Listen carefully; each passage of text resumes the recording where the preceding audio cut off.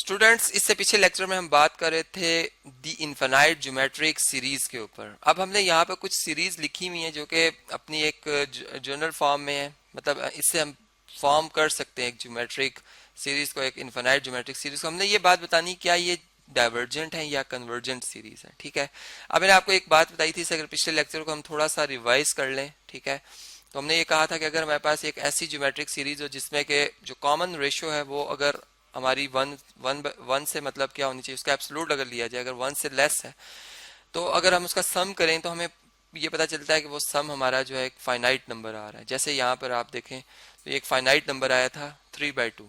ठीक है, तो मैंने कहा था ये एक फाइनाइट नंबर है, इसलिए हमारी ये सीरीज जो है वो कन्वर्जेंट है। ठीक है, मतलब आर, अगर यहाँ से हम सिंपल वर्ड्स में फिर हमने ये बात स्टडी कर ली थी, एक बात एक फार्मूला के तौर पर, एक शॉर्ट इसका हमने हैंड या एक शॉर्ट वे निकाल दिया था कि अगर आर लेस देन 1 होगा तो फाइनाइट मतलब आंसर आएगा सम का, और सीरीज जो होगी वो हमारी कन्वर्जेंट होगी। और अगर आर 1 होगा या आर ग्रेटर देन 1 होगा तो इन दोनों केसेस में मैंने कहा था कि हमारी जो सीरीज है वो डाइवर्जेंट है। ठीक है, अब हमने बेसिकली इस फार्मूला को, या बस इस फार्मूला को भी हमने यूज नहीं करना।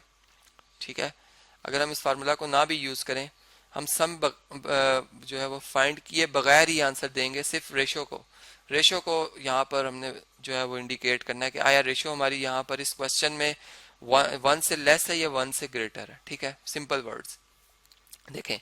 अब ये जो है क्वेश्चन अगर हम इसमें देखें तो हमारे पास जो जनरल फॉर्म बनती है ज्योमेट्रिक सीरीज के, जो इसके सम का एक जनरल फार्मूला बनता है, उसमें हम अगर एन वेरी फ्रॉम चलें, अगर हम यहाँ से 2 to इन्फिनिटी भी कर रहे हैं, ठीक है, तो यहाँ पर ए आता है और इधर आर पावर जो है वो हमारे पास क्या आएगी, एन आ जाएगी। ठीक है, मैंने चूंकि इसमें वेरिएशन एन की कर दी है, वो 2 से स्टार्ट हो रही, तो एन को मैंने 2 रखा हुआ है। ठीक है, मतलब फर्स्ट टर्म हमारी कुछ ऐसी है कि उसमें आर का स्क्वायर आ रहा है, और आर इसमें अब हमने देखना कि आर क्या है। ठीक है, अब देखें यहाँ पर अब हमने ए और आर को, बल्कि आर को ही सिलेक्ट करना है।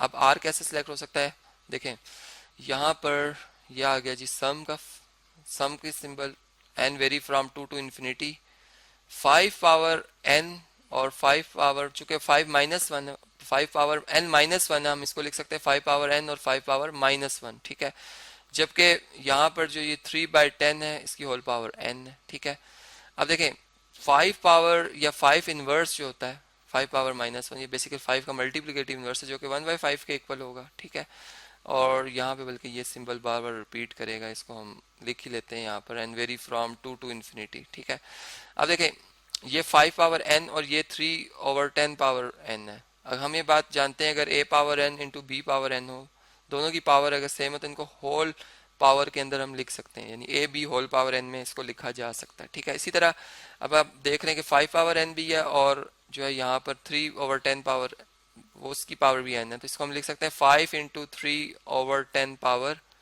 n। ठीक है, अब देखिए 5 के टेबल से ये 5 2 टाइम 10 होता है। ठीक है, 5 2 टाइम क्या होता है जी, 10 होता है।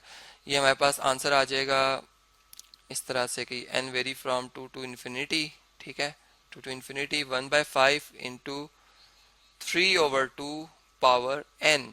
देखें इसमें अब r हमें पता चल गया, r हमारा क्या है जी, इस केस में r है 3/2 जो कि 1.5 बनता है, जो कि 1 से क्या ग्रेटर है। इसका मतलब कि ये जो भी हमारी ये सीरीज होगी इसका सम हमारे पास इनफिनाइट आएगा एक और ये सीरीज जो होगी हमारी ये क्या होगी जी, डाइवर्जेंट होगी। तो ये इसके लिए मैं यहाँ पर डाइवर्जेंट लिख देता हूँ। देखें हमें इससे अंदाजा हो गया कि ये सीरीज हमारी क्या है जी, डाइवर्जेंट है। इसी तरह अगर हम इस पार्ट 2 के हवाले से बात कर लेते हैं तो इसमें भी हम इसी तरह इसको जरा सिंप्लीफाई करते हैं। मैं इस पार्ट को सिंप्लीफाई करता हूँ, ये सम बार बार आ रहा है, इसको मैं नहीं लिखता, हम सिर्फ इस चीज को स्टडी करते हैं।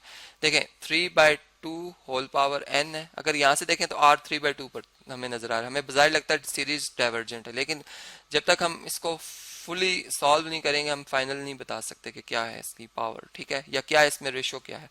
अब देखें 1/9 या अगर 1/9 पावर n भी और 9 पावर 3 भी, इन दोनों को हम अलग अलग कर देंगे। ठीक है, और 1/9 पावर 3 हम सेपरेट कर लेते हैं, जबकि इसको हम लिख सकते हैं 3/2 पावर n, और इसे हम लिख सकते हैं 1/9 पावर n। मतलब चूंकि आप जानते हैं कि हमारे पास जो 1 है 1 पावर n जो होती है वो 1 ही के इक्वल है, इसलिए 1 divided by n power n को हम 1/9 9 पावर n लिख सकते हैं, ठीक है। और यहाँ पे ये बन जाएगा 1/9 पावर 3 या 1/9 क्यूब।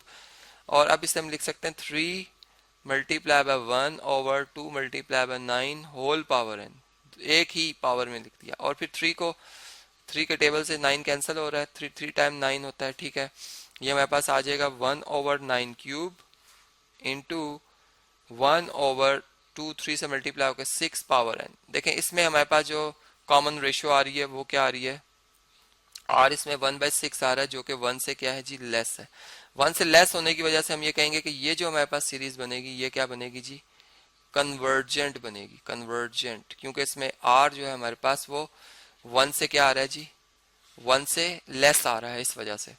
अब देखें सीधा जो लास्ट पार्ट है हमारा, इसको बल्कि मैं यहाँ से कॉपी करता हूँ और इसको हम सेपरेट सॉल्व करते हैं। यहाँ से इसको कॉपी करते हैं और यहाँ पर ले आते हैं इसे।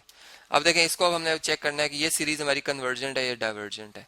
तो इसमें हम लिख सकते हैं सिग्मा या समेशन जो है वो vary from 0 to infinity 6 power n, 1/3 power n और 3 पावर -1। अब देखें इसको हम लिख सकते हैं n vary from 0 to infinity the sum of terms 6 power n और इंटू 1/3 पावर n, ठीक है। जैसे मैंने अभी इससे पहले आपको बताया कि 1 पावर n जो होती है वो 1 ही के इक्वल होती है, जिसको हम सिंपल 1 भी लिख सकते हैं, ठीक है।